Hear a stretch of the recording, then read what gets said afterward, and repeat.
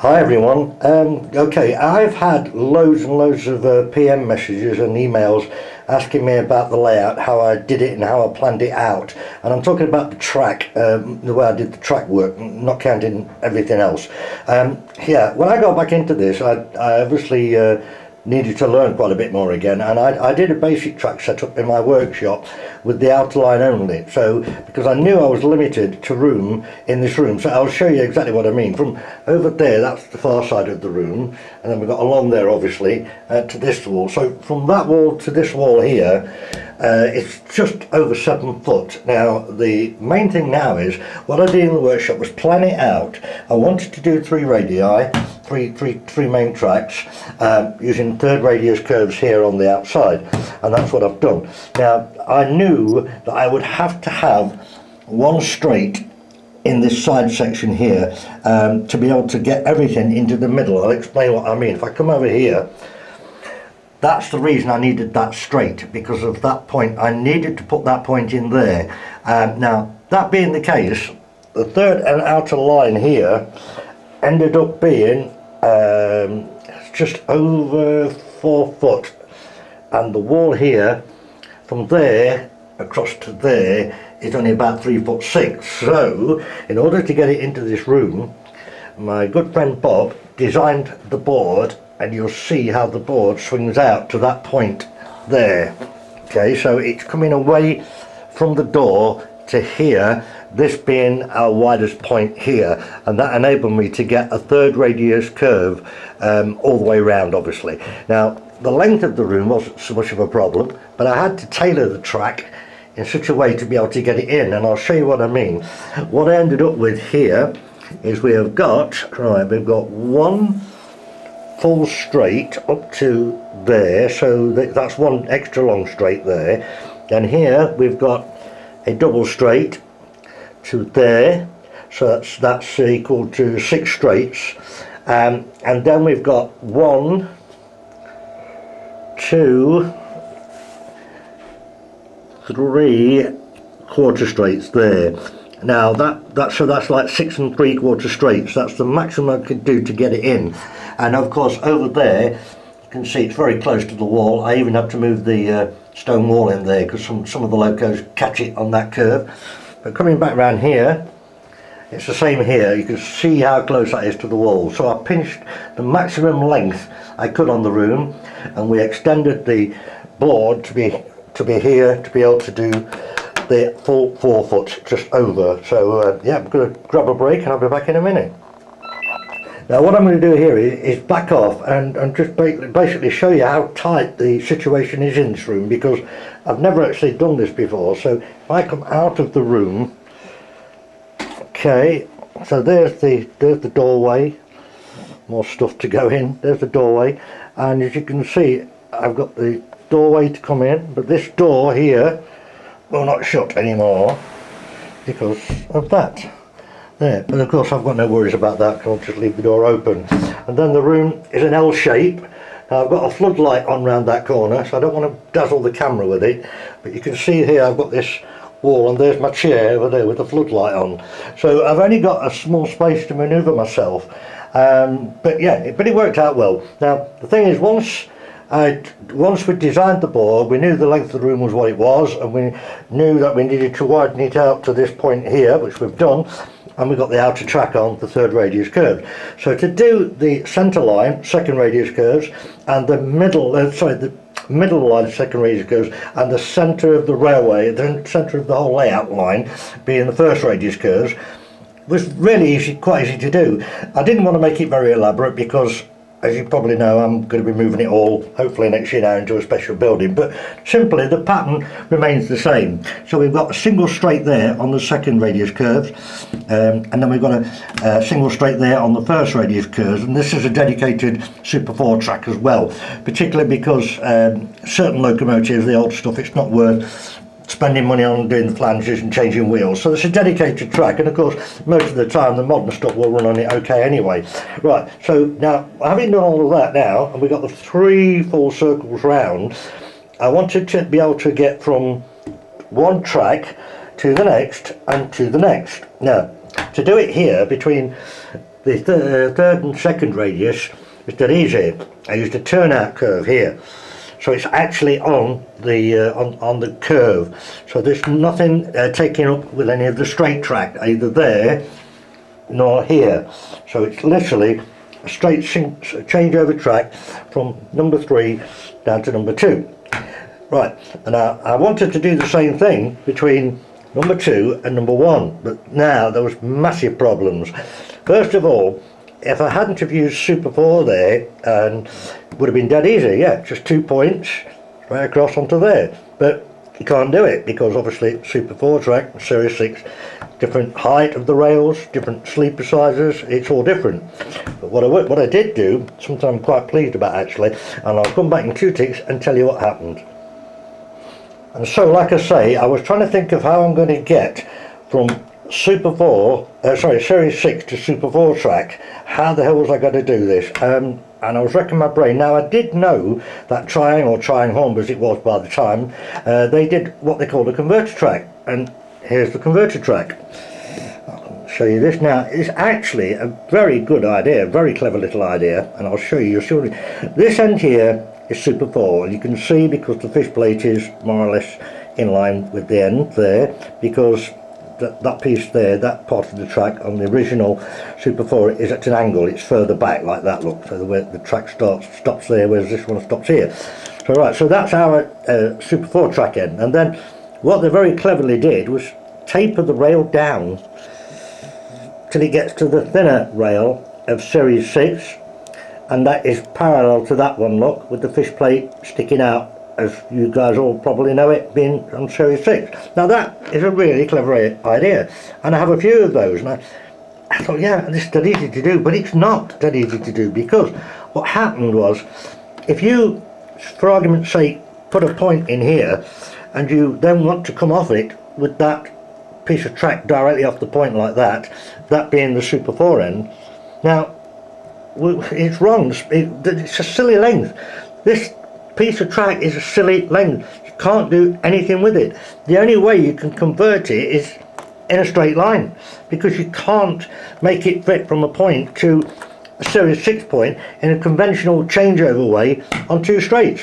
So I scratched my head and I thought, I've come up with a great idea. Now, I will probably do a video on this at some point, but I'll explain to you how I got round it. Right, I'm going to come round here and I'm going to have to lean over because it is right at the back. Right, now as you can see there, maybe I'll just zoom in a little bit for you on this. Now that there, that one is on the second radius, which is basically System 6 track. And this one here is a proper Super 4 track point. But what I did, I took out those 2 rails there, look, those 2 there, and I took a converter track to pieces and I put one of the converted track rails in there by bending it to the shape, and then I soldered it there where I cut off the original piece of Super 4 track. So that piece of track there is actually off of one of the converter tracks, and it tapers down to the Series 6 there. And I also used the other rail out of the Series 6 converter there, and I just cut it off to the length of that to the frog. In other words, I've now got a proper normal spaced changeover from a Super 4 to a Series 6 with that bit there being the converter, and it works bloody great. Now I put it over at the back. It's a silly place for it to be honest with you, but I put it over at the back because originally down this straight section here, and I'm sure you've seen it on some of my vids, I had a snaky bit going around the station and back, and because of that I couldn't put the changeover section here where I wanted to. But since I had this reshuffle and put this inner long straight in on the centre rail, the Super 4 track, since I've converted that to that and done away with the silly snaky bit, that changeover point over there now, those 2 points can actually come across and come round to here somewhere now in front of the station, but I haven't got around to doing it yet. But that's how I did it. So now I have literally got from outside track, change over onto the inner track there, that one there. Then it goes all the way around, obviously, and then I've got changeover from there to the centre radius, the centre first radius curves, the middle track of the layout there. So brilliant. So yeah, as I say, I'm going to bring that changeover section over to here, and when I do, I'll do a video on how I made that converter point myself. And now a question that I get asked about many, well, not so much asked, but certainly commented on loads of times, is how the hell did I get so much out onto a 7x4 layout? Well, I'm about to explain. It's simple as this. As you know, like I told you, I worked out the size of the board to suit third radius curves, make them, get as much out of the room with that first.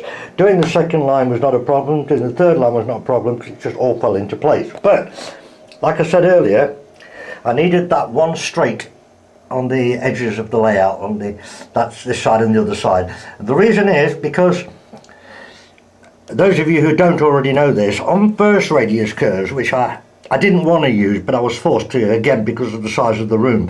And when I do move the layout, I'm not going to use any first radius curves at all. I don't really want to use them. But, as I say, I'm forced to at the moment. But the thing is with first radius curves, unlike something like that, where you can do a turnout on a bend, can't do it on first radius curves. You can on second, but not on first, simply because the radius of a point, and this applies to all different types of track, that radius there of the turnout of the point is second radius, which means you could use it here, but you can't use it on first, because nobody ever made a point for first radius curves. So the only way I can get off of this inner track, this number one track, is to use a straight piece there, which, as I say, is the main reason, one of the reasons why I went for this, because having that one straight bit there allowed me to come off of this inner number one track with this siding, which is made up of first radius curves. It comes down to there, and then of course we've got a siding here and another siding there for that one, and then it goes straight across there to the point, which is obviously to take you to the turntable, etc, etc, and then the three runoffs there. Now that all works absolutely fine. All the points are already electrified, they've all got the motors on them, and it all works fine. But I wanted to go even further. I wanted to put the diesel refueling shed there and like a sort of maintenance section along here. Now, not a problem to do it by using a reversed point like that. So you're coming up here straight, that's the turntable lead feed there, but by putting that point in there reversed, I've now got my tracks to go up there to the fueling shed, two of them, another point here take off, yeah, just there, the one taking off, and then of course that little bit there to a siding with all the maintenance stuff. But you can't really do this, because if you look here, if we take this point, right, which I've put in backwards, you can't normally do it because it's quite simple. In that position, leading up to the turntable there, the current, the power is going to be on those two tracks, obviously. But the minute you switch that point, now, that track there is dead, because this one is still connected there. Sorry, I'm trying to look at my fingers and I keep forgetting to look at the camera monitor. That there is still alive, basically, and now the pointer switched to there. That gives us power to that rail, but we haven't got power on that rail, simply because the point is now moved over. So this rail is dead, but there's a way of doing it, and I did it like this. If you see here, I'll just zoom in a little bit for you. Ooh, a bit quick that. I hate the zoom on this camera, it's so fast. Right, where am I? There. You can see the soldered joints there. Yep, and there's another one on this track here. So basically what I've done, literally, is I have soldered wires from one track to the other and the same again, which means, regardless of the position of that point, the tracks both stay live. So when you want to come down here, for argument's sake, for that, you can have that along here, down here, then onto the turntable, and then switch the point back to that position there, and then you can literally just come off the turntable and right round and straight back onto the inner main line there. So that's how it works, and that's how I got so much in the centre of the layout. The only other thing, of course, is what I call the scrapyard set there at the back.